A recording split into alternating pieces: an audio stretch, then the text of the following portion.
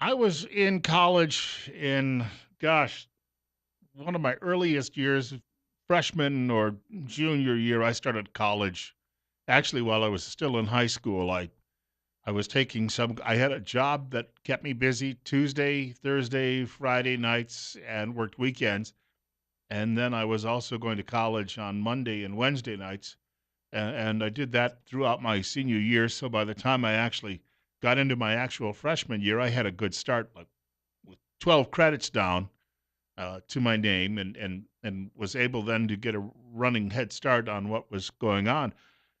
I also was one of those guys who actually paid attention to what was going on in class. I think in the entire, you know, well, 4 full years I was in college, if you want to throw in the high school year as a half a year, I may have missed five total classes. One week I had a really bad bout of, wasn't the flu, it was actually called, they used to call it the kissing disease. Remember that? You don't actually, well, you could get it, I suppose, from kissing someone. Mononucleosis. So I missed some classes, but I got right back on my feet once the fever broke and went back to school. We had a professor who, he was an old Vietnam veteran, but he wasn't too terribly old at the time, I guess. Still relatively young. He'd be old now if he's still with us. Yet he was also a socialist, but he was a decent guy. I mean, I got along with him really well in that he wanted, what a strange era it was. They actually believed in free and open debate with different opinions and the like. But he was telling us a story right after James Watt was thrown overboard by the Reagan White House. Watt left the White House. He was at the time, I believe, the Secretary of the Interior, and he was suddenly out. And it wouldn't be long before Al Haig followed him out the door, and there were some other changes. And our professor was telling us a story. He said early in any administration, there's somebody who has to get thrown overboard. It's red meat for the media in these situations. Then he cited a fellow. Do you remember a fellow who worked for Jimmy Carter named Bert Lance? Bert Lance was one of those guys. You had them in previous administrations. There was always somebody early on. Well, if that theory holds true, and we've seen it happen throughout presidential administrations over the years, then Michael Flynn is today's Bert Lance or James Watt. In other words, he's being tossed overboard to the jackal pack of the media so that they can rip his flesh, tear him to bits, and then claim that they have some sort of victory. And this media jackal pack is especially ferocious because the current president doesn't have any respect for them. You know, the others at least would do some kowtowing now and then. Media thinks it runs the country, but it really doesn't, and they don't like it that the current president lets them know that on a daily basis through his spokesman, Sean Spicer, or through Kellyanne Conway, or someone else working at the White House. I'll add a couple of things to this Flynn story. Dr. Charles Krauthammer, who pretty bright guy and looks into these things, said on a television program last night that Flynn didn't break any laws. His sin in Washington was that he had a casual conversation with a counterpart from the Russian government. In other words, I think the foreign minister, right? Flynn was working as in waiting. He was not yet the national security advisor, but he had a conversation with this fellow, and apparently the subject of the sanctions. And there were additional sanctions that were thrown on the Russians because the Democrats were using Russian interference, you may remember, as an excuse for Hillary Clinton's loss. They just kept flipping the pages. All right, well, that excuse didn't stick to the wall. Let's flip the page. Oh, fake news. Well, let's flip the page. Oh, racism. And it just kept going on and on and on through all of these excuses. And so apparently the subject of sanctions came up, and Flynn said, "Well, we'll be looking into that." Now later on, when he's talking to the new vice president, Mike Pence, says, "Ah, it wasn't much of a discussion." So Pence goes on a TV show and denies that any such thing took place. Well, that makes Mike Pence look bad. That's why General Flynn resigned overnight in order to. He's a military man. He knows that sometimes in the chain of command, you have to be the sacrificial lamb. That's why he's gone. Now the left, Nancy Pelosi, who not necessarily the most trustworthy person you're ever going to come across, is demanding an investigation into the criminal actions. Of course, there was no criminal action, but since Pelosi says it, the fellow travelers and media will start beating that drum as well. One of them was even on CNN last night. One of the reporters there saying, well, we scored one against Donald Trump. They're desperate to score one against Donald Trump because he's run circles around them the last couple of years, and they simply don't like him. In fact, at the Wall Street Journal, the editor had to call his staff together and said, I don't care how you feel. about Donald Trump, but you're going to cover him like you cover everybody else. And a lot of the reporters at the Wall Street Journal, which is known as a conservative paper, it isn't. It's a capitalist newspaper. The people who read it, it gets its name from Wall Street, the financial district in New York. The op-ed pages are not necessarily conservative, somewhat, but they're also very capitalistic. For instance, the Wall Street Journal has long favored a national health care system because that would take the burden off businesses that provide you with health care. In other words, it's a business newspaper. And they've also, over the years, editorialized for open borders because cheap labor is good for its readership. But a content analysis done of that newspaper back in 2005 showed that the Wall Street Journal, its actual reporting pages, that is not the op-ed page, the actual reporting pages were among the most liberal of America's leading daily newspapers. So the editor had to call in the staff and say, you've got to start covering Donald Trump like you've covered every other president. And the staff is angry because they say, no, Trump is mean and we've got to go after him. We have to have a different approach. And he's saying, no, you've got to have the standard journalistic approach. It's gotten so bad that the reporters at the Journal went over and whined to the New York Times, and the New York Times is now doing stories about its competitor, the Wall Street Journal. Funny how that works. 8:13, Bill Colley with you on Top Story on News Radio 1310, KLIX, and newsradio1310.com. So behind all of this battle going on, Flynn will be replaced. I hate to say this, General Petraeus, who was a great military mind, is in the running for the job. However, considering the troubles he had as well, where his mistress was sharing things with his mistress that he should not have shared with her while he was working in government, probably would not be a good choice right now because of the media reaction and the drooling Democrat reaction, would not be a good choice to replace General Flynn. So there are some other names that are out there in the mix, and those will be coming along. Just wanted to note, since I'm talking about people who've had military careers, just after 9 o'clock news this morning, we're going to be joined by Lieutenant Colonel Steve Heil. Steve has been a semi-frequent guest of ours. He is, at one time, he was the administrator of the Shuttle Challenger Commission. He was on the air with us a few weeks ago talking inaugurations because in 1985, he was part of the military planning and actually lived with then Vice President George H.W. Bush and his wife Barbara for a few weeks while he was actually working on the planning for the second Reagan-Bush inauguration. And he's got quite a background. Actually worked on when they had the 175th anniversary of the Battle of Fort McHenry, which led to the Star-Spangled Banner, as you may know from your own history courses. Steve actually ran that commission along with a friend of his by the name of Tom Clancy, who you may know who wrote several spy thrillers before he passed away at a very untimely age a few years ago. So Steve has a very interesting background. He sent me an email last week. He happened to have lunch with a friend. They were near Dover Air Force Base, and they came out after lunch, and they were looking at a distant flag, and his friend said to him, do you notice every other day the flag seems to be flying at half-staff? And then the friend commented, I think that's too much. So Steve sent me a list of when the flag is actually supposed to be flying at half-staff, or in the Navy at half-mast. So he's going to join us in the next hour, and he's going to clarify that because he's in agreement that we are too often lowering the flag.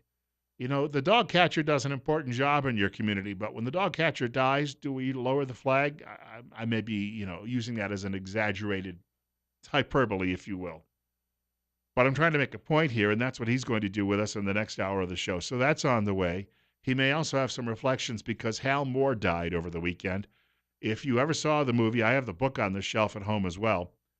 We Were Soldiers Young Once and Young. We Were Soldiers Once and Young. Mel Gibson actually played Hal Moore in that movie. The book is a fascinating book as well. And Howard K. Smith, who was an anchor at ABC News, his son was involved in that battle of, what was it? Was it Nha Trang? Well, General Hal Moore died over the weekend, and maybe Steve has some thoughts about that. Speaking of Steve Millington scheduled to join us between 8:30 and 9 o'clock this morning. Steve Millington, of course, is the chairman of the Twin Falls County Republican Party. A lot of things going on in Boise right now, and if I get a chance, I'll just mention a couple of these. I agree with this notion that we have to have some regulation of bounty hunters in Idaho, but it looks as if legislators are pushing that aside. Just despite what police have argued for, and the police say we need to have those regulations in place. Bounty hunters are not police officers. Some of them may have been police officers, but they aren't. And we might need some tighter controls there on that. Looks like legislators don't want anything to do with that bill, at least not this year. Also, there is a discussion. Media has been dancing around saying Idaho is a basket case when it comes to providing health care for the poor. Media goes out, and what media does is does an anecdotal story about one person and then says that represents everyone. There's an effort, at least, to temporarily show up a program to provide health care for the poor in Idaho. We might get to that when Steve's in studio with us. And also, there was a rumor going around yesterday that it could be this morning that we have legislators in Boise. They'll move a bill forward for a constitutional convention. And we've already had guests on the air who've said this is a really bad idea, state by state, to do this, what they'd like to do. And we'll get into this maybe in the next half hour as well. Not doing it now. Repeat, I'm not doing it now. All of you single interest folks out there, I am not talking about it now, but this is just a preview and some headline review at the top of the show. That this is a bad idea in the sense that individual states can do this, and then if we have enough of them, we can actually have a constitutional amendment that takes effect. And on the surface, it looks great. Well, they're going to have a balanced budget amendment. It'll be just one issue. The problem is once you call these conventions, they can become what are called runaway conventions. And runaway conventions can then rewrite the entire Constitution, and we don't want that. Best let Washington propose it and then see if the states will ratify it. So some of the things that we'll likely be getting to this morning, and also secondhand smoke, as it turns out, is not a serious health threat. There is a regional connection, though, to the original story in the breathless media coverage of that 15 years ago. It comes out of Helena, Montana. And now all of the research that was originally done on it is being debunked. But it has led to government now trying to also ban people who are vaping or people who are chewing tobacco, areas where government really doesn't have any business. If we get a chance, we'll talk about that in the next hour of the program, too. If not today, hopefully we'll get to some of these things a little later in the week. I'd like to remind you, I had a trip out to the Mini-Cassia area yesterday. And if I get a chance to this week, I'll be telling you about a couple of places I visited. I had a great deal of fun yesterday afternoon. But while I was out there, I was also thinking that we have a lot of people we do business with here at News Radio 1310 KLIX and newsradio1310.com. Among those, Dr. Christine Pickup, a doctor of audiology at Mount Harrison Audiology in Rupert. There are many choices available for hearing health care, and we would ask you, why would you choose Mount Harrison Audiology? Independence is a good answer. Mount Harrison Audiology is the only independent, locally owned hearing healthcare practice in southern Idaho. That means more choices for treatment than just one brand and lower costs. Trust your hearing to a certified audiologist. Call Mount Harrison Audiology for your appointment today. The telephone number 208-312-0957, 208-312-0957. Bill Colley with you on Top Story on News Radio 1310, KLIX, and newsradio1310.com. 20 right now. Well, no, we just jumped to 23. Excuse me. It's 8:20. I wanted to mention, since I was just talking about media and how media will do it, they'll go interview somebody, and then you look at that, you say, oh, that person must be representative of the entire story. That would have never worked when I mentioned being in college earlier. I had a professor, if I came up with something, I remember one time I told him that George Patton had been assassinated and that he wasn't killed, and my professor looked at me and said, where's your evidence? In other words, we had to be able to come in if we were going to make a statement and try and defend it. Now, I get hired at radio stations to offer opinions and write newspaper columns and do these things. I offer opinions. I try to do my best to say, sometimes I will cite facts, obviously. That's why I do some preparation before a show.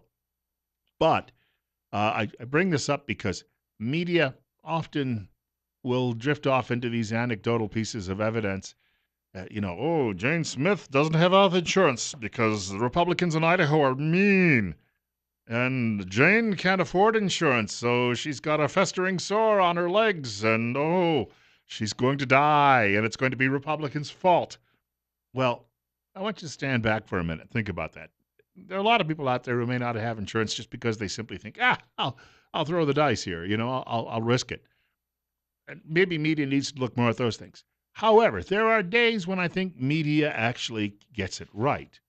And I was reading last night before I went to bed, off to La La Land. I was reading last night where deputies here in Twin Falls County, one of them anyway, at least fired a service weapon. Well, I'm not going to call it a weapon, a service pistol. During a What happened was a guy fled. Fled's probably not the right word. He sped away after an encounter with police and Filer. Deputies got involved, and then this Jamoke got himself on a dead end road. And what happened was he tried to run away afterwards, and so somebody fired a pistol. Likely the guy stopped in his tracks at that point and said, okay, I'll come along. But you can read into that a lot of what you will, and there's an investigation going on. But I give media credit, the Times News and television and radio in this community, for just giving you those basic facts. They're not filling in any blanks, which is what media does when it's doing its job well. And that gives us time to stand back and say, okay, let's see what transpires here. Let's not rush to judgment, because we often do that, trying to fill in the blanks on our own. But that's not media's, that's not the, at least, as I said, op-ed pages are a different thing. A radio talk show is a different thing.